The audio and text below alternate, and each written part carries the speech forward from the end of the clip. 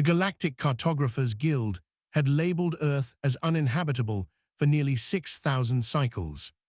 A red-striped mark on stellar maps warned travelers to steer clear of it. According to ancient scans, the world was a volatile sphere of tectonic violence, biochemical chaos, and atmospheric inconsistency. Its gravity alone was considered predatory, nearly 1 g in strength, far too dense, far too unforgiving. To the galaxy, Earth was not a planet. It was a warning. So the Velari expedition approached with trembling caution. Their ship, the Dawnseeker, drifted into Sol's orbit, shields humming at maximum, sensors tense for danger. Captain Rel of the Velari, a tall crystalline being of shimmering facets, ordered the first scan. "Report," they commanded, expecting readings of molten oceans or sky-splitting storms. Instead, the results came back, confusing. Temperate zones, stable biospheres, cities, lights at night, heat signatures indicating large populations. Rel's crew stared at the feed as the impossible formed into the undeniable. Earth wasn't dead. It was busy, thriving, full of structures and signals and movement. "How?" whispered Lieutenant Sayev, their crystalline edges vibrating in disbelief. "No species could survive that gravity," another muttered. "No society could endure those rapid atmospheric shifts," a third protested. "And yet someone does," Sayev replied, pointing at the glowing continents. Moments later, a communication ping struck the Dawnseeker with casual force. It wasn't encrypted. It wasn't hostile. It was cheerful. "Hello, unidentified vessel near Earth," a voice said, sounding relaxed, amused even. "This is the United Terran Space Coordination Office. You appear to be scanning us pretty intensely. Everything all right?" The Velari froze. Rel stepped forward, voice cracking slightly. "Why, yes, we are explorers. We believed this world uninhabitable." The human responded with a laugh. "Yeah, we get that a lot. Welcome to Earth anyway. Want to drop by?" The Velari stared at each other, horrified and fascinated. "Invited," Sayev whispered. "To Earth." Rel swallowed hard, though they had no throat. "It seems we are." They turned back to their crew. "Prepare for descent. Activate full hazard protocols. We will meet the inhabitants of this impossible world." And with every breathless moment, with every trembling shimmer of their crystalline bodies, the Velari prepared to step onto the planet no one dared claim. A world rumored deadly. A world called uninhabitable. A world humans casually lived on as if it were nothing more than home. The Dawnseeker cut through Earth's atmosphere with a rumble that shook every Velari aboard. Fire licked across the shields, winds roared like hungry beasts, and atmospheric density pressed against the ship with crushing force. "Impossible," Sayev whispered. "This world is trying to kill us." "And yet its natives call this a nice day," Rel muttered as turbulence rattled the deck. When they finally landed at a designated Terran welcome pad on the outskirts of a city called San Diego, the Velari braced themselves. The hatch hissed open, and instead of death, they were hit with warm sunlight and the smell of vegetation. Heat, yes, but survivable. Wind, strong, but not lethal.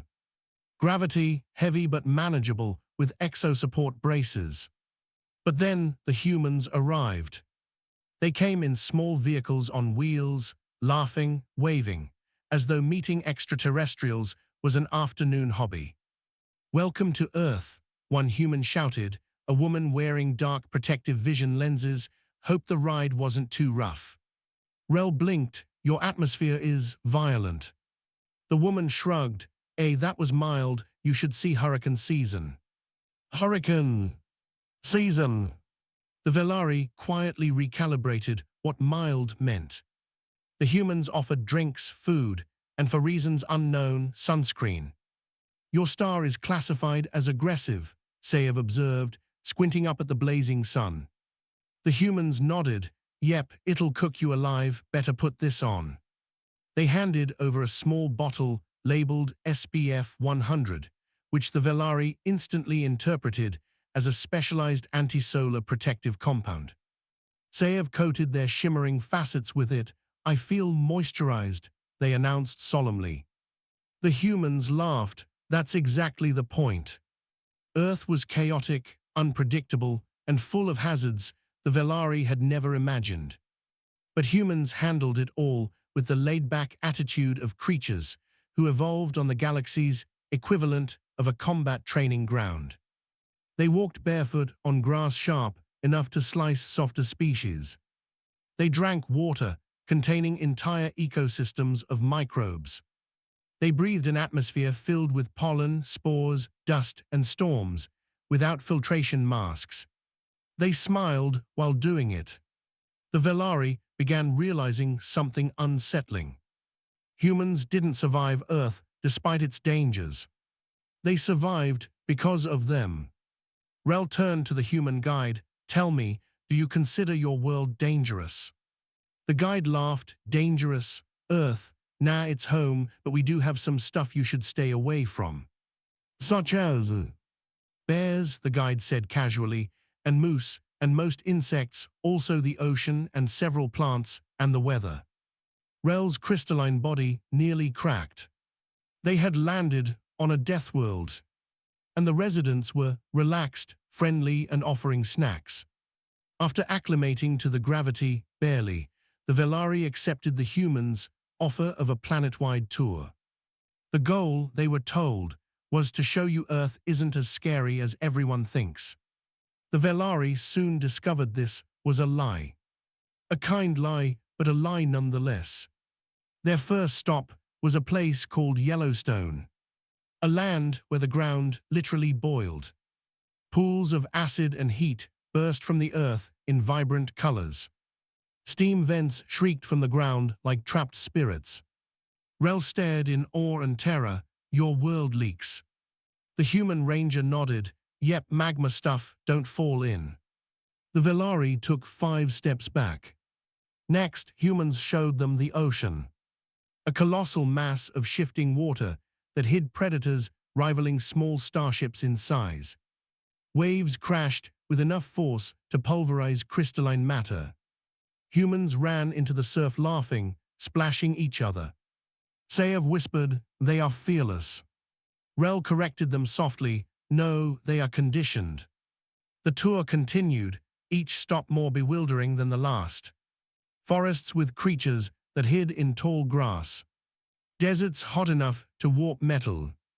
Mountains scraping the sky. Storms that hurled lightning at random targets. Weather that changed moods faster than a Velari crystal could refract light. And everywhere, humans walked, explored, camped, and took pictures. I fail to understand, Rel said eventually. How does your species cope with such unpredictability? A human shrugged. You get used to it, plus it keeps things exciting. Exciting. The Velari silently logged the word as a possible human pathology. The final stop was perhaps the most shocking, an amusement park. A place where humans paid money to be scared, spun, dropped from heights, and launched around on metal tracks. Rel watched a roller coaster scream past at terrifying speed, humans raising their arms as though daring gravity itself to challenge them. Sayev trembled. Are they rebelling against physics? Apparently for recreation, Rel answered. One human gestured, you wanna try. Every Velari backed away in unison. At the end of the tour, the Velari gathered in private to process what they had witnessed. Earth was not uninhabitable. It was simply uninhabitable to anyone except humans. A species evolved on a planet so chaotic that danger had become background noise. A species that invited others into that chaos with open arms, smiling all the way. Rel concluded their report. Humans are not surviving a hostile world, they are thriving on it. This changes everything. The Velari sent a transmission to the Galactic Council summarizing their findings. They expected disbelief, shock, perhaps accusations of falsified data. They did not expect a nearly immediate emergency summons. Rel stood before the council chamber, the holographic projection shimmering around their crystalline form. Councillors of 27 species stared at them, baffled and suspicious. "State your conclusion again," the chair demanded. Rel took a steadying breath. "Earth is habitable, the humans thrive there." The chamber erupted in chaos. "Impossible," cried a representative from the delicate Aluran species. "Nothing survives sustained meteor bombardments and continent-shifting quakes." "And yet humans do," Rel replied. A councillor from the gentle, low-gravity Pyrians hissed. "Their gravity is monstrous." Rel nodded. "Humans evolved within it." Charts, maps, environmental data, and human biological metrics flickered through the chamber. Every reading contradicted ancient records. Every conclusion challenged accepted galactic knowledge. "Explain the discrepancy," the chair demanded. Rel paused before speaking. The original scans were accurate. Earth was hostile, but over time, its conditions stabilized somewhat. Meanwhile, humans adapted faster than we believed any species could. A quiet rumble of unease spread through the room. The Pyrian councillor trembled. "Adapted to that?" Rel responded gently. "Humans adapt as easily as most species breathe." Silence filled the chamber. Then cautiously, the chair asked, "What are Earth's inhabitants like toward outsiders?" Rel blinked in mild awe. "Friendly, curious, hospitable. They offered us food, shelter, and protection from their own environment." The chair sagged. "Protection from their world." "Yes," Rel said, with enthusiasm. The council held another moment of silence. Then the chair issued a single order. "We must establish formal contact, prepare a diplomatic delegation." Rel hesitated. "If I may advise, bring sunscreen." The Galactic Council delegation arrived on Earth 2 months later. This time, humanity was prepared. A massive international welcome event had been organized, filled with banners, music, food stalls, and more flags than the Velari could count. Humans lined the landing zone waving, cheering, calling out greetings. Children held signs that read "Welcome Space, FRANDS." Adults held phones, recording everything with excitement. When the council members stepped out, they staggered under the gravity, exactly as the Velari had warned. But humans rushed forward with supportive exosuits, fans, umbrellas, and water bottles. The kindness was overwhelming. The council had prepared for danger, fear, hostility. Instead, they were met with hospitality, so warm it was disarming. Earth nations presented gifts, from handcrafted art to preserved samples of safe flora. Musicians played instruments the council had no names for. Chefs offered dishes spiced and seasoned beyond galactic imagination. A Pyrian representative tasted a mild human soup, then fainted from the heat. The humans apologized and provided an ice pack. The Pyrian declared it the best diplomatic experience of their life. Then came the moment humanity had prepared for. Ambassador Elena Ruiz stepped forward, smiling warmly. "On behalf of Earth, we invite the galaxy not just to visit, but to be our friends," she said, voice ringing proudly. "We know our world is rough, unpredictable, maybe even terrifying to others, but to us, it's home, and we are happy to share it." Council members looked around, absorbing the impossible truth. Humanity was not defined by the harshness of its world. It was defined by its willingness to open that world to others. The chair bowed. "Earth is extraordinary." Ruiz laughed. "She's a little wild, but she means well." And so, a planet once marked uninhabitable became the heart of a new galactic era. A world feared for millennia became a beacon of cooperation, curiosity, and chaotic charm. All because humans Deathwielders, survivors, adapters opened their doors with a smile and said, "Come on in." The galaxy would never look at Earth the same way again. And it would never forget the day humans invited them over.